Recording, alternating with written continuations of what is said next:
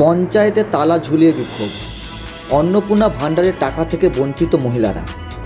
দক্ষিণ 24 পরগনা মগরাহাট 2 নম্বর ব্লকের ধামুয়া দক্ষিণ গ্রাম পঞ্চায়েতে অন্নপূর্ণা ভাণ্ডার সহ একাধিক সরকারি প্রকল্পের টাকা না পাওয়ার অভিযোগে সকাল থেকে বিক্ষোভে সামিল হলেন একাধিক মহিলারা। এই মাসে যে ইনকোয়ারি লিস্ট এসেছিল সেই লিস্টে বলেছিল, এখান থেকে বলা হয়েছিল আমাদেরকে ফর্ম জমা দিতে হবে। আমরা প্রত্যেকটা পরিবারের মানুষজন ফর্ম জমা দিয়েছি, কিন্তু সেই ফর্মগুলো পঞ্চায়েতের যারা কর্মচারী তারা কেউ জমা দেয়নি। সেগুলো সব নিয়ে সকালে পুড়িয়ে দিয়েছে, এমনকি বস্তায় করে পুকুরে ফেলে দিয়েছে, যার ধরুন আমরা এই গ্রাম পঞ্চায়েতের কেউ টাকা পাইনি। অভিযোগ, দীর্ঘদিন ধরে প্রকল্পের টাকা বন্ধ হয়ে রয়েছে। প্রায় 9,000 মহিলা অন্নপূর্ণা ভাণ্ডারের সুবিধা থেকে বঞ্চিত বলে দাবি বিক্ষোভকারীদের। কত মহিলা ফর্ম জমা করেছে? 9,000 মহিলা সমস্ত কাগজ পুড়িয়ে দিয়েছে। ওরা যখন পুড়িয়ে দেওয়ার চেষ্টা করেছে আমরা দেখে ফেলেছি, তারপরে দেখছি সমস্ত কিছু পুকুরে ফেলে দিয়েছে। তাদের বউরা পেয়েছে, তারা সরকারি চাকরি করে, তাদের বউরা কেন হবে? এমনকি পঞ্চায়েতে যারা চাকরি করে তাদের রিলেটিভরা টাকা পেয়েছে, আমার পাশের বাড়ি টাকা পেয়েছে, তাদের বাড়ির তিন বউ টাকা পেয়েছে, তাদের পঞ্চায়েতে রিলেটিভ কাজ করে তারা টাকা পেয়েছে, আমরা কেন পাবো না? এমনকি পঞ্চায়েতের কোনো মহিলারাই অন্নপূর্ণা ভাণ্ডারের টাকা পাচ্ছেন না বলে অভিযোগ ওঠে।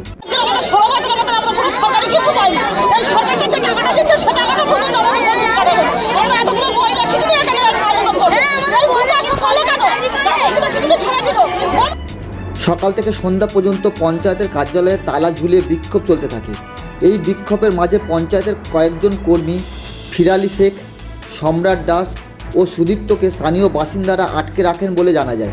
খবর পেয়ে ঘটনাস্থলে পৌঁছায় মগরাহাট থানার আধিকারিক শাহাবুদ্দিন মণ্ডল, ওসি সজল কুমার রায় সহ একাধিক পুলিশ কর্মী এবং ঘটনার পরিস্থিতি খতিয়ে দেখেন। আমাদের তরফ থেকে টোটালটাই ভেরিফাই করা হয়ে গেছে।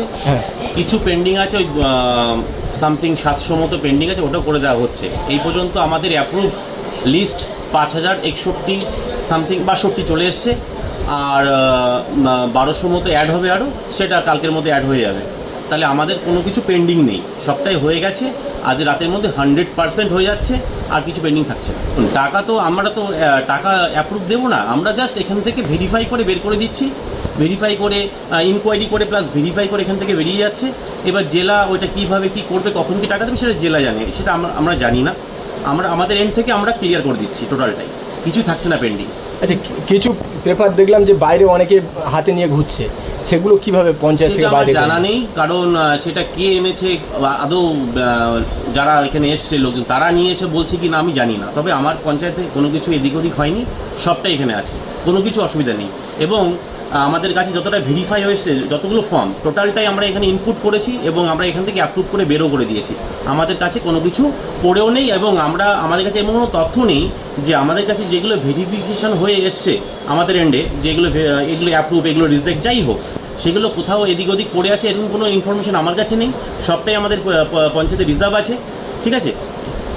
আপনাদের কি ফর্ম ফিল আপের কোনো ত্রুটি বিচ্যুতি যার কারণে অন্যান্য পঞ্চায়েতের অধিকাংশ মহিলারা পেয়েছে কিন্তু এখানে পায়নি বলে তারা দাবি? এখানে তো ফর্ম ফিল আপের বিষয়টা নয়, এখানে হচ্ছে ইনকোয়ারি আর ভেরিফিকেশনের বিষয়।